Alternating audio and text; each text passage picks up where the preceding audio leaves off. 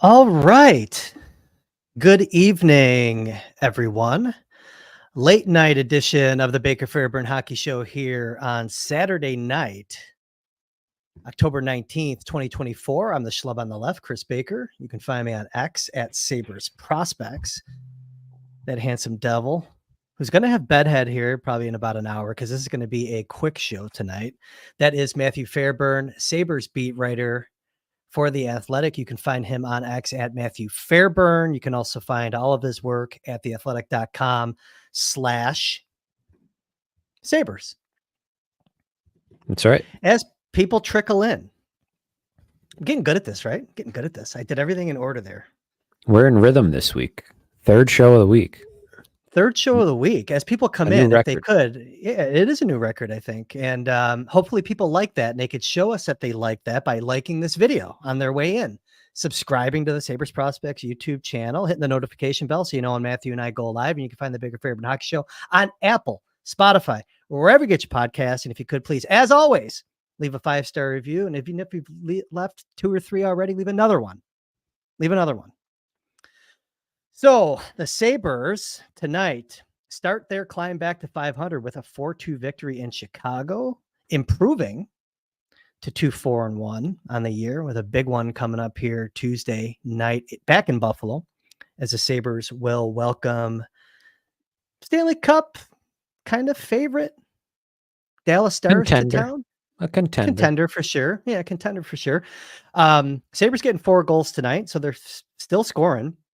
Tage Thompson gets his 4th of the year. Beck Malenstein gets his first as a Sabre. JJ Peterka also gets his 4th of the year, and Ryan McLeod gets an empty netter. Peterka and McLeod now have goals in 3 straight games. Ukko-Pekka Luukkonen stopped 35 of 37 for his first win of the year. But it wasn't as pretty, maybe, of a game as you would have thought for a team that won 4-2. Sabres get up to an early lead. They let the Blackhawks back in it. They end up getting outshot 37-22 on the game. And Chicago, I think, doubled them at even strength in terms of high danger chances tonight, 8-4. Yuri Kulik continues to be a bright spot. Matthew Fairburn led the Sabres again in shots on goal tonight with 5. But I'll throw it over to you. Thoughts on the Sabres victory, thoughts in general. What did you see? And I'm going to let you talk for 30 minutes and we'll go to bed. That sounds good. Definitely not pretty, right? By most measures, not a flawless game for the Sabres. But I look at it this way. When you are in a funk, the way the Sabres have been to start the season, basically the entire time, but especially this week, sort of finding ways to lose, coughing up a lead against the Penguins, coming out slow and, playing a pretty sloppy game against the Blue Jackets one night later. When you're in that kind of a funk, you need your best players to drag you out of it a little bit. And I thought the Sabres' first line did that tonight. I thought those guys were going. I feel like Tage Thompson has been going more often than he's not been going, offensively at least this season. And he got things started with that goal. JJ Peterka looks really good the last few games coming off the concussion, which is a great sign with an injury like that one, that affects everybody differently. He scored again, what ended up being the game winner. He set up Thompson on the first goal of the game and then gets the game winner on a great feed from Tage Thompson. So awesome pass. What an awesome pass that was. Those guys were just feeling it, right? I thought actually JJ's pass on Tage's goal was great too. A great zone entry and just a quick but really nice play on the backhand pass. So, we talked a lot about, I feel like Tage and Tuck have been kind of tied together as this tandem, especially once Skinner left. But it feels like Tage and Peterka are the two that really have the chemistry going. Tuck played pretty well tonight, but to have your best players going like that, it's your only chance to drag yourself out of this, is to have Tage Thompson and JJ Peterka playing that way. I think they drive so much offense for this team. And we'll get into some of the not so good and some of the big time players that still need to step up. But those two and Alex Tuck as well, that was their best line, I think, tonight. And they need that that confidence to start to roll. You can feel that Tage Thompson's getting pretty confident. Same with JJ Peterka. So it's that's a definite bright spot coming out of this game. You mentioned Kulik too, who was great, but that first line was the highlight for me. Yeah, they needed that line to show up, obviously. Those are the guys that are going to be driving the bus all year if this team is going to do anything. And I mentioned the last game in Columbus that I didn't like Tuck's effort. I thought Tuck was much better tonight. Peterka, all three zones, I thought, is really, especially in the defensive zone this year. He made some nice defensive plays tonight, deep in the zone, low in the dot. He broke up a possible goal Yeah, on a back late in the check game. late in the game. Very, very good play. Yeah, like that's what you need to see from him right now. And those are some of the things I think that held him back when he was early in his career under Granato. I think that there was a point last year in the season where Peterka could have been put up, but I think Granato wasn't fully there yet because his two-way game wasn't mature, and you really seen him taking strides there. So, no, I think that was, a really good effort from the fourth line too. And their assignment tonight, I mentioned last game that I kind of liked Krebs, and I thought Krebs had a good game tonight. Malenstein gets his first goal. Lafferty's just been pretty steady, like never going to wow you. But all year, I think he's been fairly steady. I haven't looked at his numbers too in depth, honestly, but it feels like he doesn't really, like, he protects the puck really well. I don't think he gives it away very much. Safe plays. He has good hockey sense in terms of, when to rim it, when to kind of soft dump. He always gets the line, he always gets the red line dump it. He doesn't make those little brain farts or panic. Takes hits to make plays. So I don't know. I like that line tonight too. But yeah, it was kind of interesting too, because we didn't know how the game was going to go. One of their better forwards throughout the first, even though the team has been winning, I think Jordan Greenway has been one of their better forwards consistently from start to finish. And sounds like he's got a lower body injury, and probably too soon to kind of know what the deal is there, but a little surprising, because I think that when the lines were kind of, or at least when it seemed like Jack Quinn, with the reports that were coming out at the skate today that Quinn was coming back, and we didn't know how the lineup was going to go, and it turned out being Greenway. How shocking was that for you, that as a guy that wasn't playing?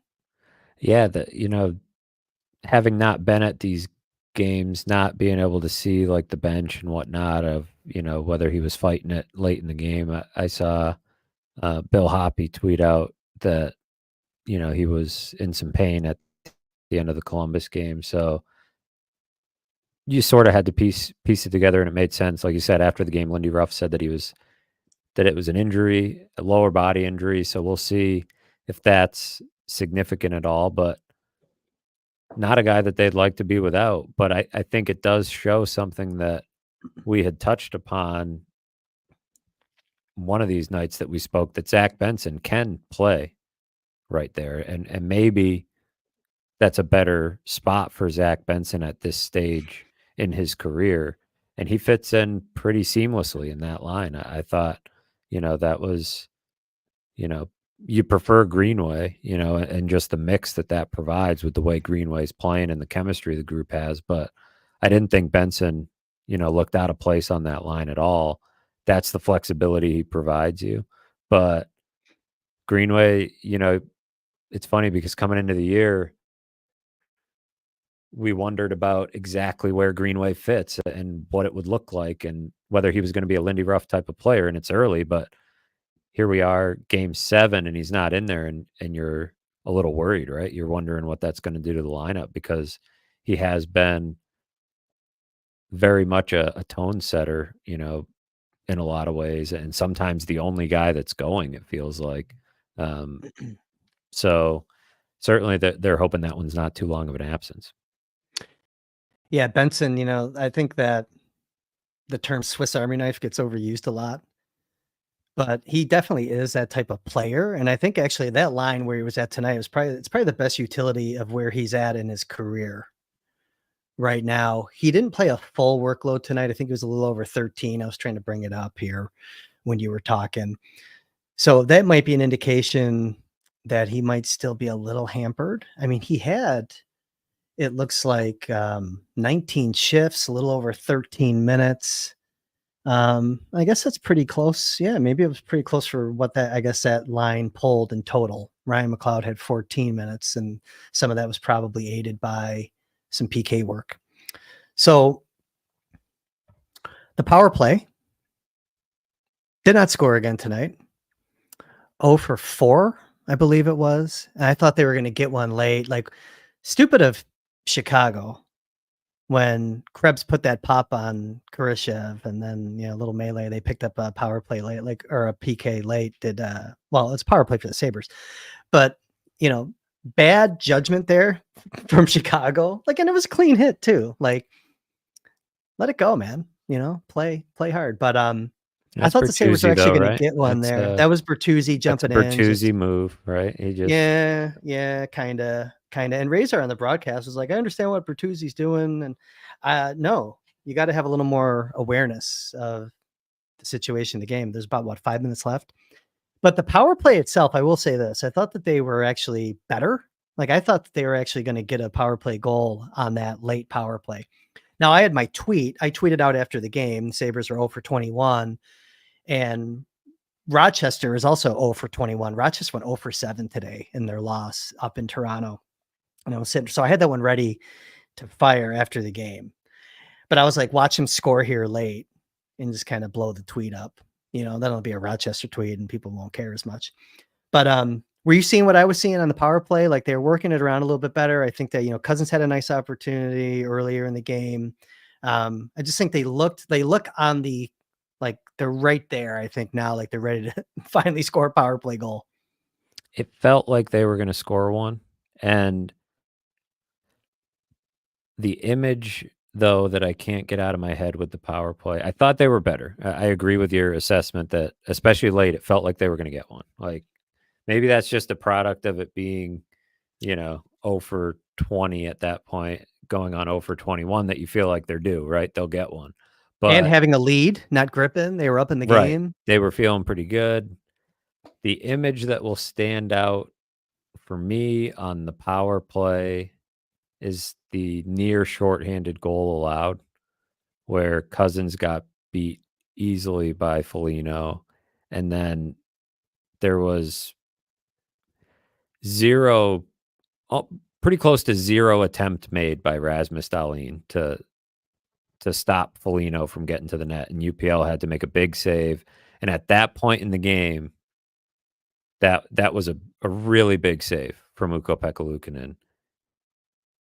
And more so Dahlin than Cousins. Didn't love the play from Cousins to get beat initially, right? When they're coming back and Cousins is sort of playing defense. He got beat way too easily, just slow feet. But Dahlin had all the time in the world to get over there and make it not even a play. Foligno's is pretty much skating with his head down, just barrel into the net.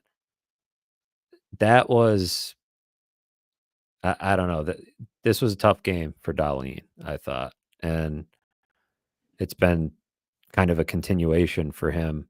I don't know if he's playing hurt. I don't know. He says he isn't, but he had the injury in training camp, and he's got 2 points through 7 games. And tonight, the Blackhawks, when Dahlin was on the ice at 5-on-5, the Blackhawks had about 90% of the expected goals. They outshot the Sabres heavily when he was on, or outchanced the Sabres pretty heavily when he was on the ice. So I just did not love that play, and it felt like it was, this is the guy, we talk at the top about your best players need to drag you out of slumps. You are the captain, the quarterback of the number 1 power play. You can't have plays like that. That very easily could have been a shorthanded goal against, and it would have looked really bad on the highlight tape for Dahlin. And again, maybe he's playing injured. who really knows? He's not really going to fess up to what he may or may not be playing through, but he's on the ice, right? He's on the ice playing a lot of minutes. So he's got to make plays like that. And he's got to be the one or one of those who gets them out of this slump on the power play. Like he's just been not himself basically the entire season. Yeah. Offensively and defensively.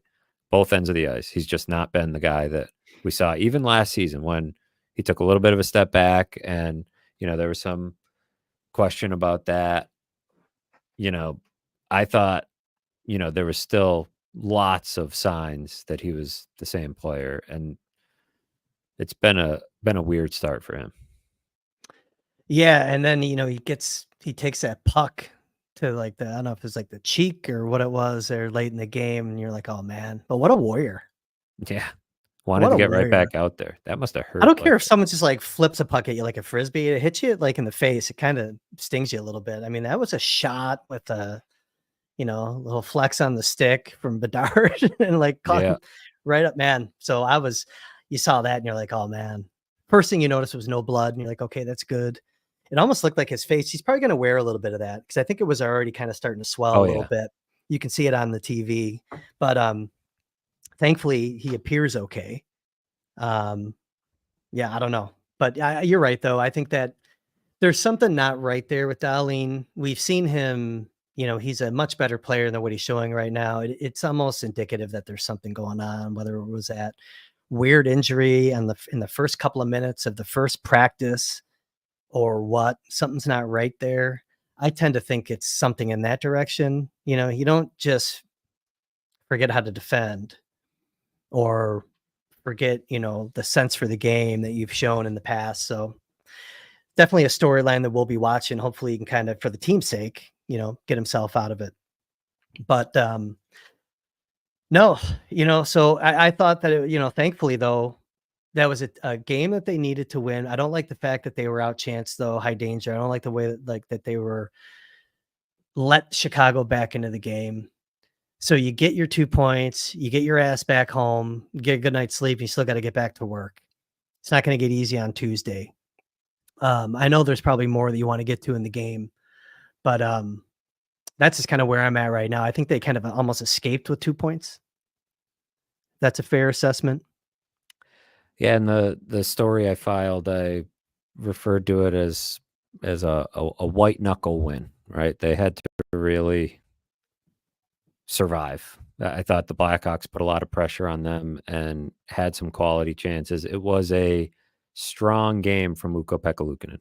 It was the first goal. You definitely want that one back. Pretty easy look, clean look at the shot. Probably have to have that one. Otherwise, some really big saves, timely saves, where this game could have easily become the Blue Jackets game. Was a few of the chances that Chicago had.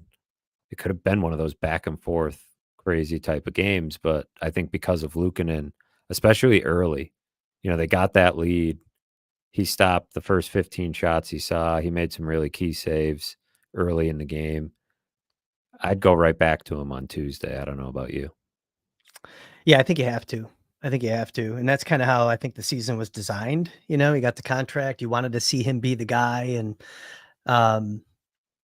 yeah, I think that he had a good game. It wasn't a perfect game, but I do agree that's the move that you make right now. And I think, we've talked about it too. You don't need to just keep rotating. You got to trust your instincts here. And sometimes your instinct tells you to ride the guy until he loses. And I think that's kind of where you're at right now with these two goalies. Because I know we're going to get in. I threw something up there about, we're in that 3-week zone right now for John Gibson's. He had his emergency appendectomy on the 25th, put on IR on the 26th. And, I'm kind of curious to see if the Sabres, I think you have to reclaim Reimer if he goes back on waivers whenever Gibson comes back, but something to keep an eye on, I guess, because we're in that window now where it's probably, well, it depends. I don't know. I have no idea how Gibson's healing, but it would be really nice for Luukkonen to get hot and make a reclaim of Reimer less of a need, but I still think they're going to do it anyways for depth, you know? Yeah, because if they're the only team that claims him, they could send him to Rochester, right? So Yeah. it makes sense to do it just for that, and because you're riding the wave a little bit with Devin Levi. You know, it felt like he was going to be uh, beyond games like he had the other night, and I don't know that any goalie ever gets totally beyond it, but when you see it out of such a young goalie, you do have a little bit of pause, right? You're like, okay, maybe they don't have a real option to turn to. I don't think Sandstrom is a guy that you want to call up and throw in the net right now. So I think claiming Reimer could make some sense, and you can play around with the roster and send Levi down if you need to. I guess they'll get another. I guess it depends when Reimer gets waived, how much more of a look they will have at Devin Levi. But they're in a much better place if Luukkonen can play that game he played tonight and hit the repeat button on it. Probably from like an advanced numbers standpoint, not crazy and goals saved above expected or anything. There was not a ton of quality chances on either side in this game, but just really solid from him. It looked like the goalie from last year. Maybe if that felt like his best game. So maybe for the first time all year, he felt like the goalie from last year, and they need just above average goaltending this year. They don't need Yeah. him to be top 5 in the league like he was during the second half of the season. They just need solid average to above average goaltending to give them a chance. And he gave them a chance, and they're so much better when they're playing, from in front, like most teams are. I tweeted out after two periods last season, they lost in regulation when they were leading after 2 periods. They only lost once in regulation last season and once in overtime. So even last season, with how bad they were in so many areas, when they got the lead late, they were closing the door, as a lot of teams do in the NHL. It's hard to come back and win. You know, so with Dahlin, not the Rasmus Dahlin that maybe we were used to seeing last year for most of the season anyways. And if, Samuelson continues to kind of not be the player that the organization needs him to be. Like that second goal tonight, I think Samuelson had an opportunity to body up on a guy, stick on stick. You know what I mean? At least tie the guy up or at least get there. You can't let him walk in like that untouched and get that shot off for the goal. That was Craig Smith's second goal.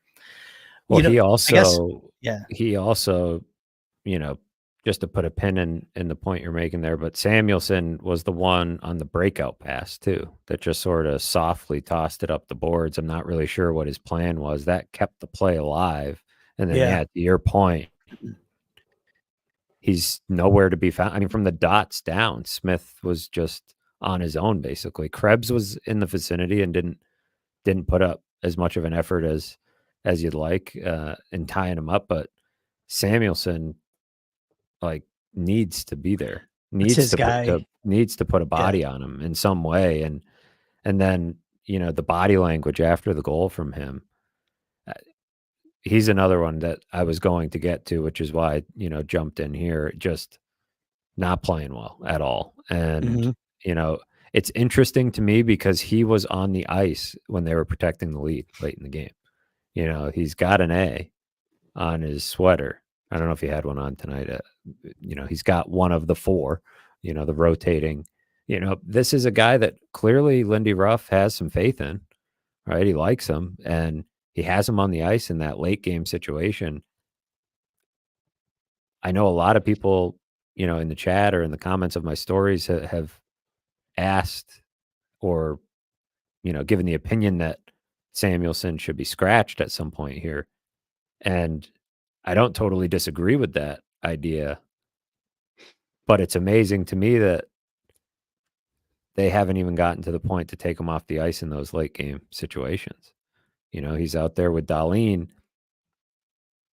To me, the two guys that made the two most glaring net front errors in this game.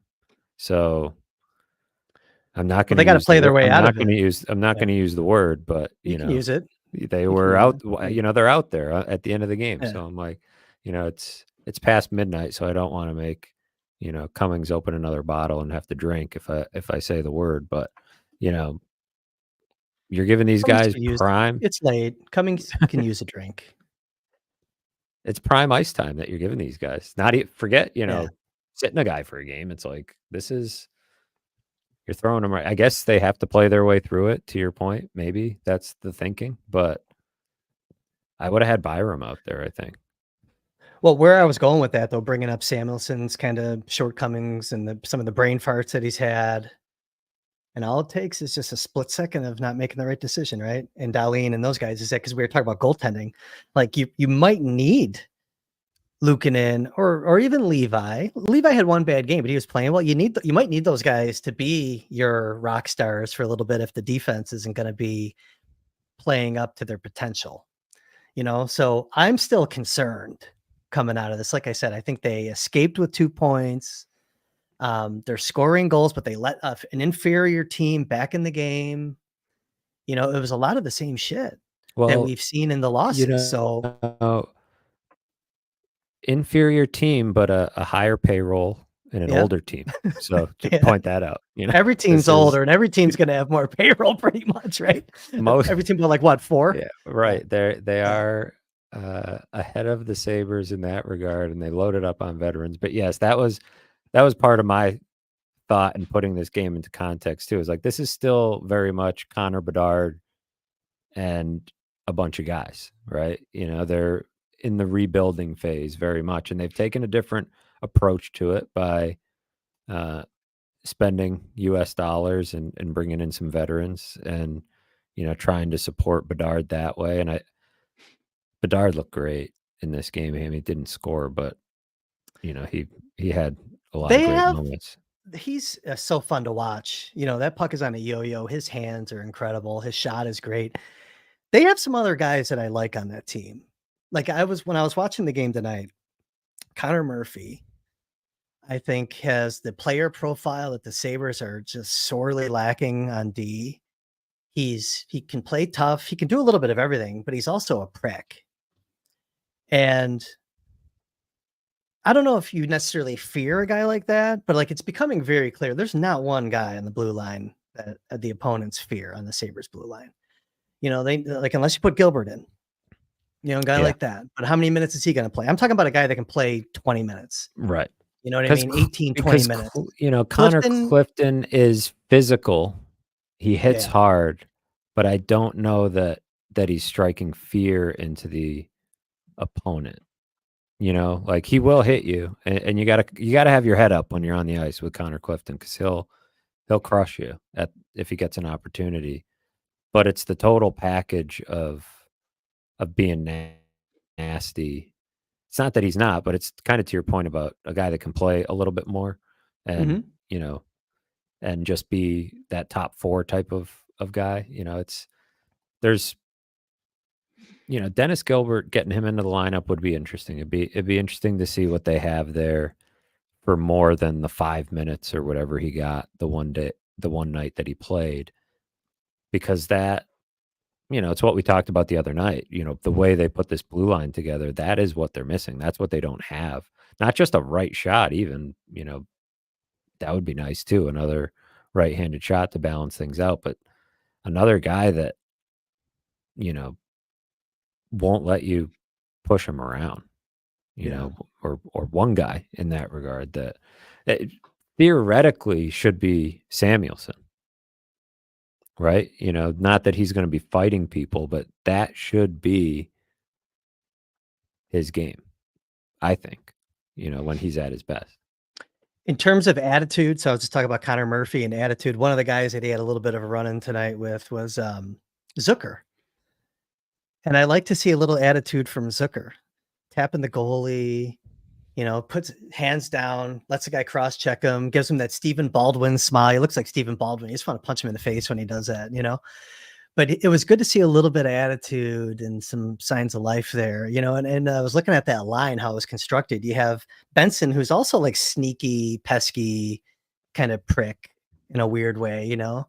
He's going to be really, I think, just a real fun guy. He's going to be the guy that gets under the skin of the opponent like every night, especially when he's up in the lineup. That's going to be a very valuable tool for this team if he keeps trending that direction. The points have to come and all this other stuff, right? And I think they will with him. But I kind of like that, you know. And then you have the speed down the middle. I kind of like you talked about it earlier, the look of that line. First time seeing it, I thought that was fun. But I like the attitude from Zucker tonight. You want to see more of that. You know, if he's not going to score 20, if those days are behind him, then he needs to be doing some other things and kind of dragging the team into stuff like that. So wanted to give him a little stick tap there for looking like Stephen Baldwin. That big smile. It's a good shout out. He's yeah, you got to find a way to earn that $5 million if you're not going to score 20 goals. And Yeah. The early pace suggests 20 might not be in his future this year, but Ryan McLeod, maybe. He's hot. Three goals in 3 games. Empty netter. That was a hard work empty netter. You know, he earned that one. It felt like the way he fought through the defenseman at the blue line. Dylan Cousins made the turnover in the neutral zone. Still a sleepy-ish game from Dylan Cousins. Sleepy-ish game from Jack Quinn. You know, not really. These are the games, you know, against the Blackhawks, a team that you should be able to have, if not a point night, you know, a confidence builder. Quinn had a few puck plays that I didn't like, and Cousins, I didn't think was bad, but I didn't think it was particularly good either. So those are guys that still need to wake up, and they have a guy on their line that, you know, we talked about what if you put JJ Peterka on that line to maybe get those guys going. Yuri Kulik is one of the Sabres' best forwards right now. Yeah, so, he looks good, man. So they've got a guy that should be getting them going and you know, bringing that energy, dragging them into it. And I don't want to break up JJ and Tage at this point. So I think some interesting lineup decisions to come when everybody's completely healthy, not even factoring in Aubé-Kubel whenever that happens, but just when Greenway's back healthy and, you know, who knows, you'll probably have Greenway and Benson playing at a little less than 100% at some point here soon, but I have a hard time seeing how you take Kulik out when he's playing like this. No, I think Kulik, if he can, you know, get more, if he can pour a few more in, and I think he certainly looks like an NHLer, like clearly. He's going to be the guy. I think he's going to be the piece that maybe forces Adams to do something. You don't just want to like deplete your depth, you know what I mean? And like make a move to make a move. But I think if, you know, you're making strides, Kulik looks good, but maybe you think, you know, I think, well, it's pretty clear that they can afford to go out and get a, you know, another body today at the expense of someone on the roster. But I think Kulik's that agent of kind of chaos in Kevin's plan here. He's not going to be able to stand pat, you know, and I don't think it's gonna be one of those things where there's anything to gain by sending Kulik down if he's going to be, you know, ripping out 5 shots on goal a game. And there's some of them are quality shots, and you're using them on your power play. Now they got to, you know, especially if he's a guy that starts being the one that scores the power play goals, and you know, like something's up. Like he's not going anywhere. But yeah, I think you're right. Aubé-Kubel, if they reclaim, it's going to get interesting if they reclaim Reimer and they don't put him down. And Aubé-Kubel comes back. Agree, we have all these bodies. It's going to get interesting to see. Like Bryson, you know, he probably has to pack his shit and take a trip. He's the only one currently on the roster that has not appeared in a game, I believe. Yeah. So that's your logical candidate. Am I missing somebody? No, I don't think he's played. Did Bryson get into Prague? But no, he didn't. No. You know, Gilbert drew into the lineup, and, you know, other than that, the defense has been healthy, and all the forwards have gotten at least a game. So that's where you would probably look to if you don't send Levi down. If you sending Kulik down at this point, I think it sort of puts a dent in your credibility, right? When you're talking about competition and all these things. Here's a guy that's going out and earning it. not just with the puck on his stick, but away from the puck too. Like, I like the way he's forechecking. I like the way he's playing in his own end. Not perfect, but you compare it to that first game he played in Prague and the progress he's making. I don't think you want to throw a wrench in that. I think he's building confidence. And to your point, when we talk about like that next layer of scoring and scoring on the power play, you know, you this guy might be your best option at this point. Like, he could bail you out a little bit from not adding another top six forward. Like, maybe this guy can be it. So we'll see if the points start coming for him, but I just wouldn't be in a rush to get him out of the lineup when he's playing like this, especially when he can be your best tool to piss off some of the other guys. It's like, yeah, you don't play on the power play anymore because this guy's here, or you don't play on the second line anymore because this kid's taking it from you. That is good. That's healthy. The strength work that he put in over the summer, you could see it paying off, and he's got still growing to do. He's still going to keep getting stronger. He's 20 years old. He's already stronger than Victor Olofsson was at any point in his career with the Sabres. I think that's safe to say. But it's also funny because a lot of times, when people were seeing highlights and they weren't really familiar with his game, they weren't watching a lot of Rochester games, and maybe not the chat. I'm not talking about the chat. I think the chat watched and knew what he was about, but there's a lot of people that just saw the highlights, they see the cannon, and they're like, oh, he's Olofsson 2.0. I think for those fans seeing him play now, they probably understand he's a little bit of a different player. Kulik's got more to give. Never going to win a Selke. He's got a pretty good stick, though. He's got a good defensive stick. I don't know if you noticed that. Good little plays on the boards, a couple stick lifts here and there. He's pretty sneaky. If he keeps his feet moving and he's not reaching, he gets in there and he can strip pucks. He's got more of a, you mentioned he's stronger than Victor Olofsson ever was, but just more of a willingness and desire to, even just on the forecheck, just a different player for sure, but also the potential to be what Olofsson was on the power play, and Olofsson was terrific, at his best, and still has a little bit of it going in Vegas this year. So encouraging start for Kulik. I wasn't sure if that's what we were going to see, coming into camp, and whether he'd be able to really jump in, and if he did jump in, whether he'd look ready. The next step is obviously keeping it going, right? Because he had that lull in Rochester last year. So something you kind of want to watch out for with a young player is, he's really feeding off the confidence and the adrenaline of getting this opportunity. Will that, fade at all? Or, if he gets dinged, is he going to be able to play through that? Those are the things to watch, but it's still a promising start for him. So I threw Silence comment up here on the screen, and it's more about the second part of it because we just kind of covered the first part. But Silence says, big question for me is, can you really take Kulik out at this point? We just talked about that. He's looked good, and Quinn is still leaving a lot to be desired. What'd you see from Jack Quinn tonight in his return after his one game sit? Not quite enough. There wasn't as much bad, but there still wasn't a lot of good.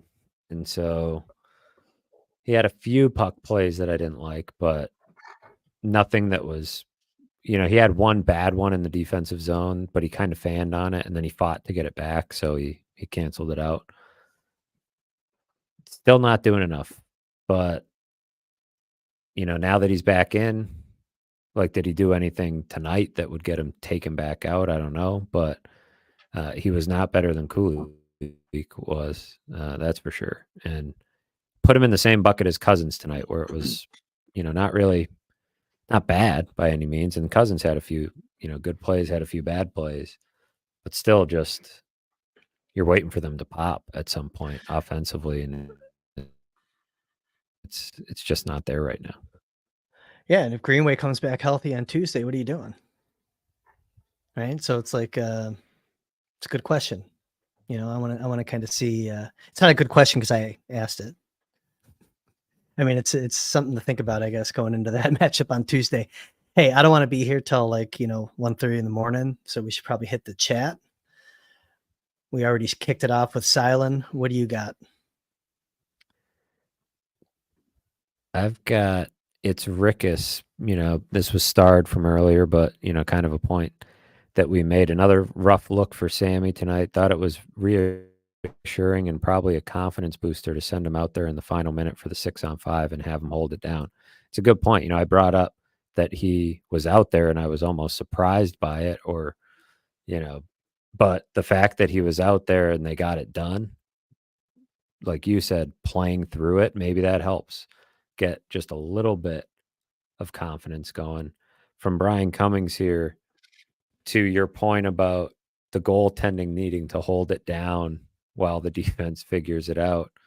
2 first overall picks, 3 top 4 picks, 5 taken in the top 32 of their draft year. And we're saying it's up to goaltending to bail out the defense until they figure out their shit. Yeah. Yeah. And so what? Where they were drafted when they were 18, shit changes. Yeah. But I'm not talking about that. I'm just talking about if you're watching, you can see that the defense, like put it this way, that play we're talking about where Samuelson could have tied up Craig Smith on the second goal. That's an opportunity where Luukkonen has to make a high danger chance save. You're going to need saves like that if the defense keeps playing the way that it is. So absolutely. But I get what I understand what you're saying. You have a lot of, I understand what you're saying, Cummings, but at the same time, 100%, like, yeah, you're going to need better goaltending. You can't have any more games like the past 2, like Levi's last start and UPL's start before this one. If the defense playing like shit.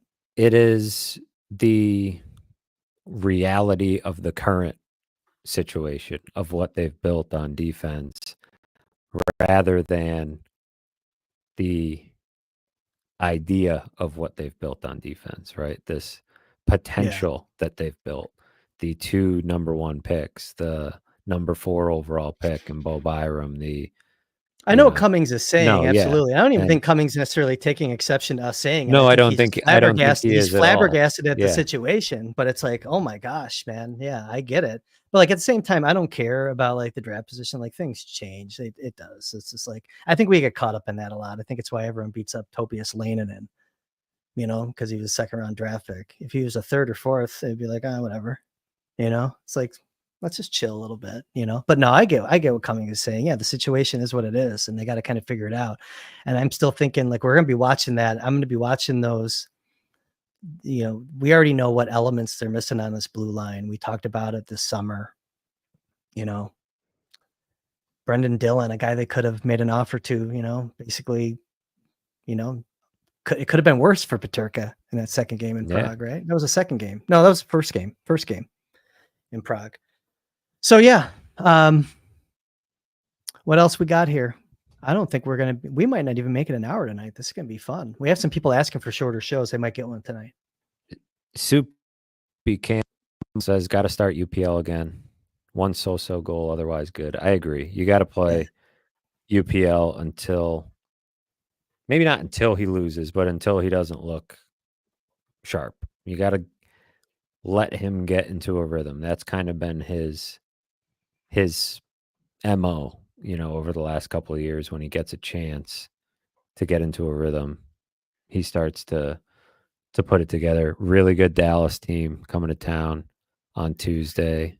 I'd go with your Cummings on that one. Yep. Go ahead. Yeah.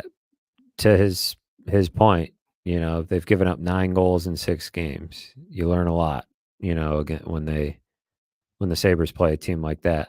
That's what was the weird part about this road trip, is that they get 3 out of 6 points. So it's not great. It's not a disaster. But within the context of it being Pittsburgh, Columbus, and Chicago, 3 teams that weren't in the playoffs last year, 2 that were in the lottery, 3 that probably won't be in the playoffs this year. Maybe Pittsburgh gets in. Maybe they'll surprise me. But I don't view them really as a lock for the playoffs. When you put it in that context, 3 out of 6 feels like you just barely got by, right? Coming in, I said 4 of 6 points would be kind of the floor. 3 feels a little underwhelming. So not terrible, but certainly not ideal. This is an interesting idea from Rod, something that crossed my mind tonight, but it makes the defense picture really complicated. He said, might be time to put Samuelson back with Dahlin to help both of them get back to normal. They were really good together at one point. I was thinking about it because Samuelson was playing so poorly, and I thought to myself, like, this guy was a top pair guy, like a year ago, before he got hurt. The problem with that is, first of all, you have two guys that are fighting it right now. You put them both together, maybe they get back to what they were doing a couple years ago, Double negative if it's a or positive, right? or maybe it totally blows up in your face. But then Maybe they need each other. it screws everything up in a way, because it's like you have lefty on your top pair. You're sticking with Byram Power, lefty on your second pair.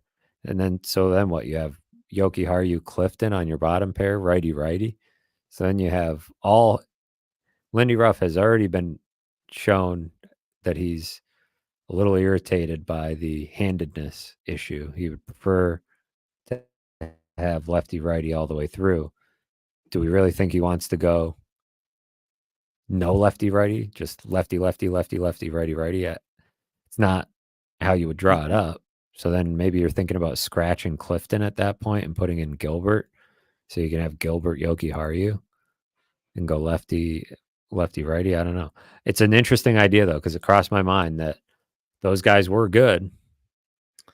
Maybe We're that talking like would 2 years help. ago. 2 years ago, beginning of last year, a little bit. Yeah. They went back to that. Hard to get a real sample because Samuelson got, dinged. But Yeah.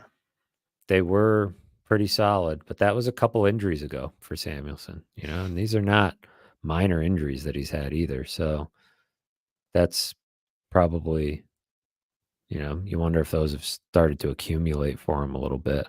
And, he's still kicking off some of the rust from off-season surgery. But otherwise, I think the solution is you got to go get somebody, right? Yeah. You got to go get somebody that's at the risk of offending Cummings. You got to go get somebody that's better than Yoki Haru, who's playing really well this year, really solid. Yeah. But just to balance out your pairs a little bit and give you a little more depth. But right now, the defense is a little bit tricky. Yeah, Samuelson and Clifton, 15. They didn't get to 16 minutes tonight. I won't throw it up on the screen, but there was a question in the chat about Ratzlaff. So the Sabres signed Seattle Thunderbirds goaltender Scott Ratzlaff to his 3-year entry-level contract this week. Question was asking if we see him soon in Rochester with the signing. No. He's 19. He's back in junior. He can't go to the AHL until his junior season is done. Ratzlaff right now is going to keep pulling down a ton of starts in Seattle, keep developing there. Likely the number one guy for Canada at the World Junior Championship. Looks good, though. That was a good sign. It was kind of a no-brainer signing. Just steady, just real good, steady quality depth for the organization down the road. Good to get him locked up and done with. That was one they were going to do no matter what, I think. So puts a little spending money in his pocket. I don't have anything else. Star, do you? I don't.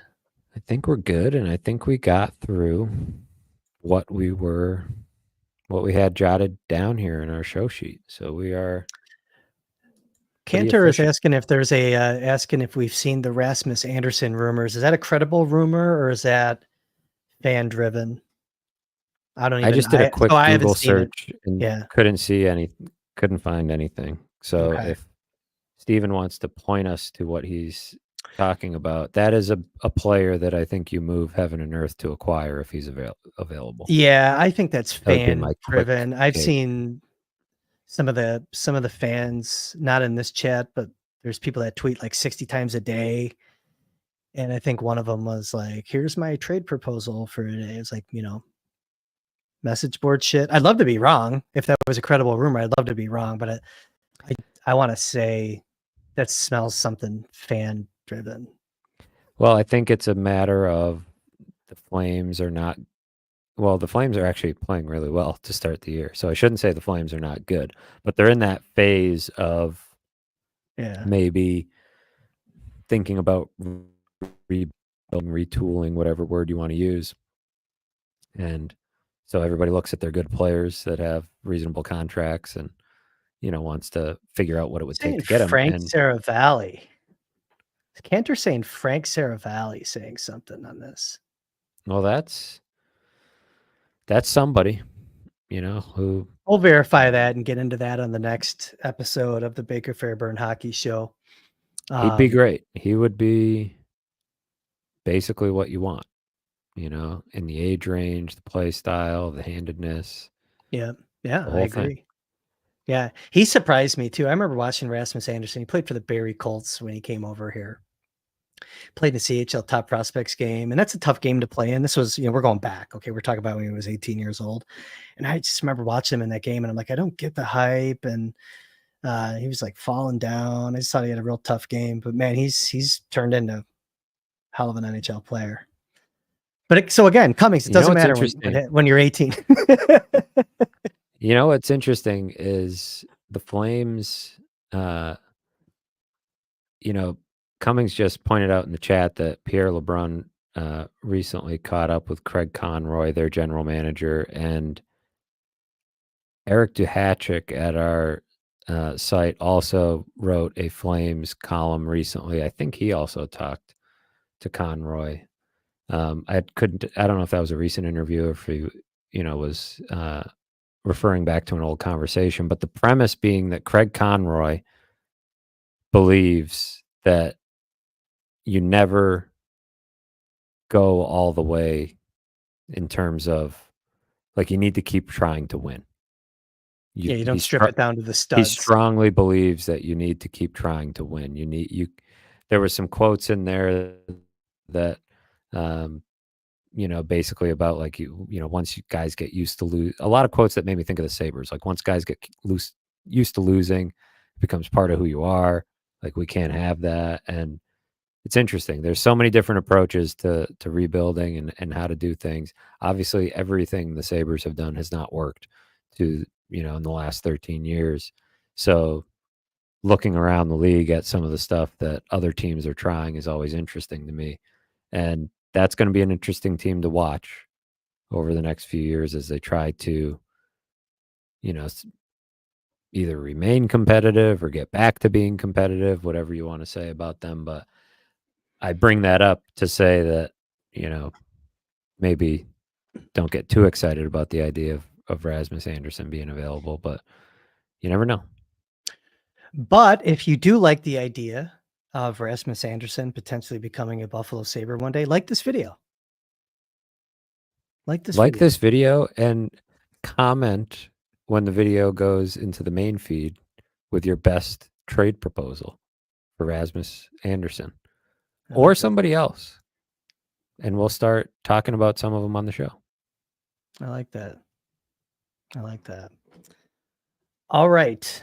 We went almost an hour. Cantor wants us to hang out a little bit. I don't know if he's going to dig up he's going to go dig up the rumor. Cantor, pop it in the comments, Steven, and we'll dig into that a little bit. Someone says Rasmus Sandin. Rasmus Ristolainen. We're getting all the Rasmuses now. Yeah, get them all. I love the chat. They're peppy tonight, man. And I wasn't sure we were going to do a show tonight. So I discovered that I had a bottle of triple sec.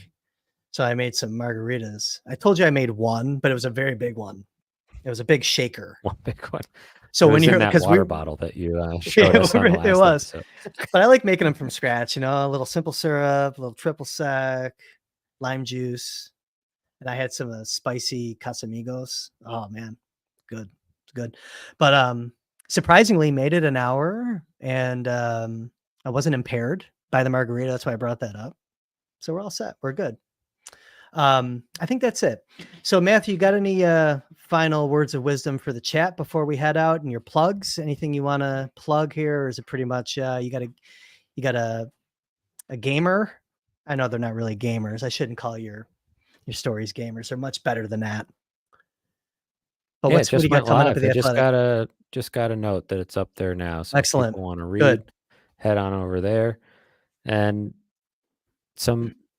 it should be an interesting week. Stars and Red Wings at home.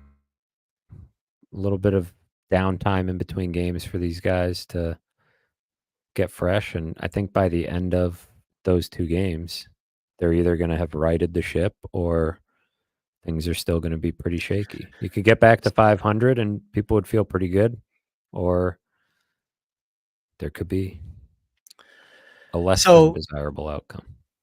If the Sabres don't score on the power play against Dallas, they're going to the red and black jerseys on Saturday. It's Hockey Halloween. It's that Saturday game against Detroit, because that's the one of my bold predictions. That's where I had Kulik making his season debut and scoring 2.